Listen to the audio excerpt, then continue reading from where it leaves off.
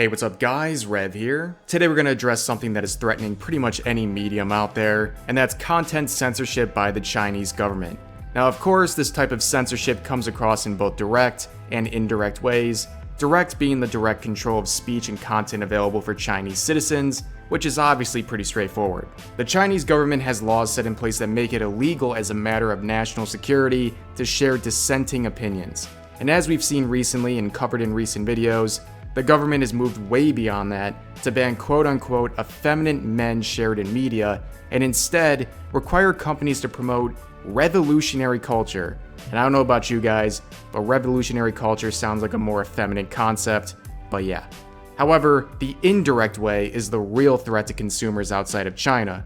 If the Chinese government can't directly control the content consumed by outsiders, they encourage investment in the companies that can and close off their market to those who don't fall in line. Money in the very lucrative Chinese market sought after by corporations is a huge influence. Just look at the way major organizations have bent over backwards and let Winnie the Pooh slip his whole 2 inches inside of them. Whether it's the NBA, John Cena, Hollywood, or even a familiar name like Hololive. Nobody wants to anger the Chinese government, who can pull the plug on the entire Chinese market for them in an instant. So these entities will gladly censor their content, make significant business decisions to appeal China, or even make embarrassing apology videos in an attempt to save face for recognizing the country of Taiwan as a country that looks like it was recorded at gunpoint. God, what a pathetic little man. The man sold his dignity for that Winnie the Pooh dick. Sad times. But since I'm assuming this channel is likely not showing up in China at this point, anyone watching this video is concerned or should be concerned about the indirect forms of censorship influenced by the Chinese government. Today we look at another increasing concern, this time in the anime industry. A few days ago, the Chinese internet conglomerate Tencent became the 3rd largest shareholder of the Japanese publishing studio Kadokawa after purchasing 30 billion yen worth of its stock and acquiring a near 7% stake in the company. Kadokawa, of course, being one of the largest publishers of anime and manga in Japan.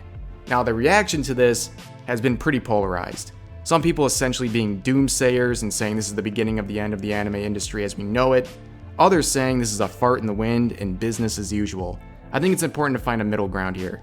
10 years ago, I don't think anyone would have batted an eye at a Chinese company gaining a minority share in a Japanese publishing company, but times have certainly changed. Referring back to what we talked about earlier in this video, there's plenty of reason to have concerns about this situation. Concerns about curating content to appease Chinese investors, of course.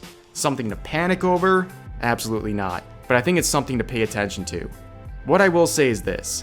The Japanese government shares a lot of the concerns that, well, really any country would have about China right now. In fact, after this same company from this article today, Tencent, recently invested over 65 billion yen in the Japanese company Rakuten, the Japanese government revised its foreign investment law last year to lower the minimum stake at which pre-screening is required. But of course, there are exceptions written into this law. Tencent's purchase of Kadokawa's stock fell into that exception. But the concern is there, and the Japanese government has shown it's not afraid to take action. Like I said, concern over this is completely valid, and I'm the biggest critic of Chinese censorship, but I think as it holds now, this is not something to panic over. But if this is the start of something bigger and more sinister, unfortunately, we'll just have to wait and see how that goes. But for now, that's going to do it for this video. I hope you all enjoyed, and I'll see you guys next time.